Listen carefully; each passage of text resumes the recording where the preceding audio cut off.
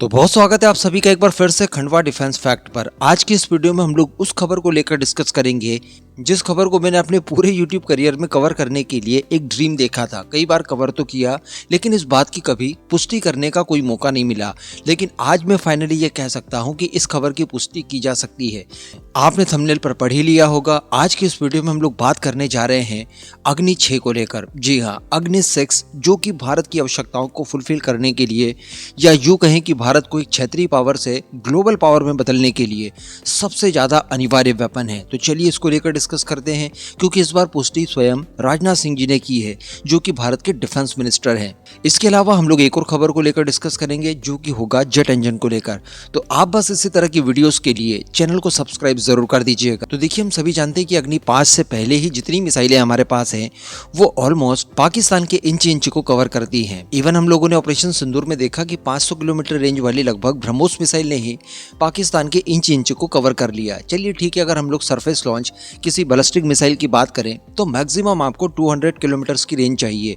अग्नि प्राइम के जरिए ही हम लोग पाकिस्तान के मैक्सिमम इलाकों को अपने दायरे में ले सकते हैं। लेकिन अगर हमारे सबसे बड़े एनिमी की बात की जाए यानी चाइना की, तो उसे काउंटर करने के लिए, उसके इंच को कवर करने के लिए हमें थोड़ी लार्जर रेंज वाली मिसाइल्स की आवश्यकता होगी। तो इसके लिए हम लोगों ने अग्नि 5 बनाया है। लेकिन अगर लास्ट टेस्ट की बात की जाए अग्नि 5 की, तो वो 5000 किलोमीटर के आसपास था, यानी 4900 और समथिंग कुछ किलोमीटर्स। इसके चलते हुआ ये कि ये ICBM की रेंज से बाहर हो गई और ये एक इंटरमीडिएट रेंज बैलिस्टिक मिसाइल बनकर रह गई। क्योंकि मैं आपको बता दूं कि ICBM के लिए एटलीस्ट 5500 किलोमीटर की रेंज आपको हर हाल में चाहिए।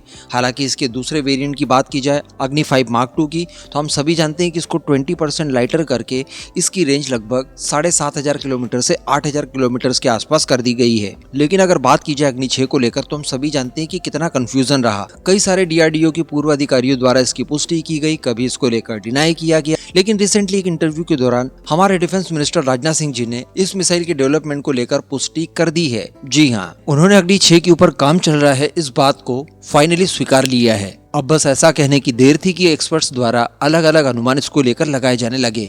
स्पेशली यहाँ पर अगर इसकी रेंज की बात की जाए तो यहाँ पर एक्सपर्ट्स द्वारा अग्नि 5 की रेंज के आधार पर इस मिसाइल की रेंज कम से कम 10,000 से लेकर 12,000 किलोमीटर के आसपास बताई। यानी ये जब भी तैयार होगी इसकी रेंज ऑलमोस्ट इतनी ही होगी।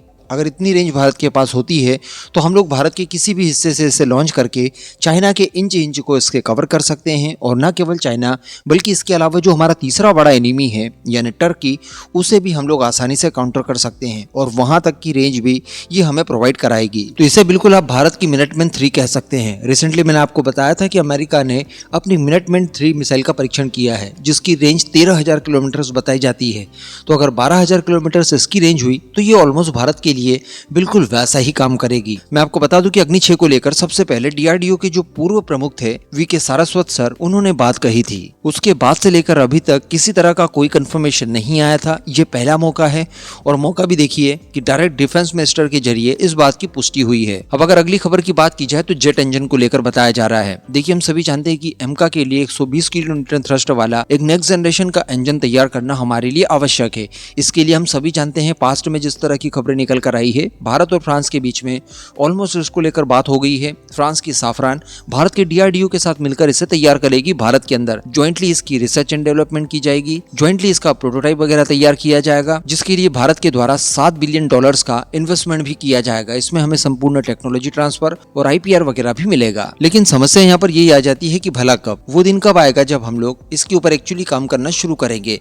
तो इसको लेकर भी डिफेंस मिनिस्टर के द्वारा रिसेंटली जो इंटरव्यू दिया गया उसमें ये बताया कि अगले साल की एकदम शुरुआत में हम लोग इसके ऊपर काम शुरू कर देंगे। तो अब अगले साल की अगर शुरुआत में काम करने की बात कही जा रही है तो निश्चित तौर पर अगले 1 से 2 महीनों में हम लोग इसे फाइनल मंजूरी देकर फ्रांस के साथ डील साइन कर लेंगे। उसके बाद ही अगले साल की शुरुआत, यानी कितना भी मोटा मोटा आप माने तो मार्च 2026 तक इसके ऊपर काम शुरू हो सकता है। हालांकि यहाँ पर जो राजनाथ जी की तरफ से कहा गया है वो थोड़ा सा कंफ्यूजिंग जरूर है, क्योंकि इन्होंने ये कहा कि भारत अगले साल से स्वदेशी जेट इंजन बनाएगा। तो बनाने से पहले हम सभी जानते हैं कि इसके ऊपर काफी काम करना पड़ेगा। पड़ेगा, इसकी टेस्टिंग वगैरह होगी, उसके बाद ही हम लोग इसको प्रोडक्शन में उतार पाएंगे। तो निश्चित तौर पर यहाँ पर वो पूरी टेक्निकल जानकारी तो नहीं दे पाए, लेकिन उन्होंने जो कहा उसके मायने यही हो सकते हैं कि देखिए डील के तत्काल बाद इसके ऊपर काम शुरू हो जाएगा और वो अगले साल की शुरुआत से होगा। साथ ही इसमें यहाँ पर हम लोग ये भी जोड़ सकते हैं कि हो सकता है कि इसमें इन्होंने F414 इंजन को लेकर भी हिंट दिया हो, जिसको हम लोग शुरुआती एमका और हमारे तेजस मार्क 2 में इस्तेमाल करेंगे, जिसे भारत के अंदर ही लोकल मैन्युफैक्चरिंग करना है। इसके लिए 80% तक की टेक्नोलॉजी भी अमेरिका हमें प्रोवाइड कराएगा, क्योंकि आगे कुछ और क्वेश्चन जब इनसे किए गए और अमेरिकन दबाव को लेकर जब पूछा गया तो इन्होंने उससे इनकार कर दिया कि देखिए इस तरह का कोई दबाव भारत के ऊपर नहीं है और भारत अपने हित में फैसले लेने के लिए पूरी तरह से स्वतंत्र है। तो निश्चित तौर पर यहाँ पर अमेरिका के साथ भी जो हम लोग इंजन की डील करने जा रहे हैं उसको लेकर भी इन्होंने इंडिकेशन दिया हो। तो खैर जो कुछ भी हो, यहाँ पर दोनों ही खबरें काफी ज्यादा पॉजिटिव थी। इस पूरे मुद्दे पर आपका क्या मानना है नीचे कमेंट करके जरूर बताइएगा।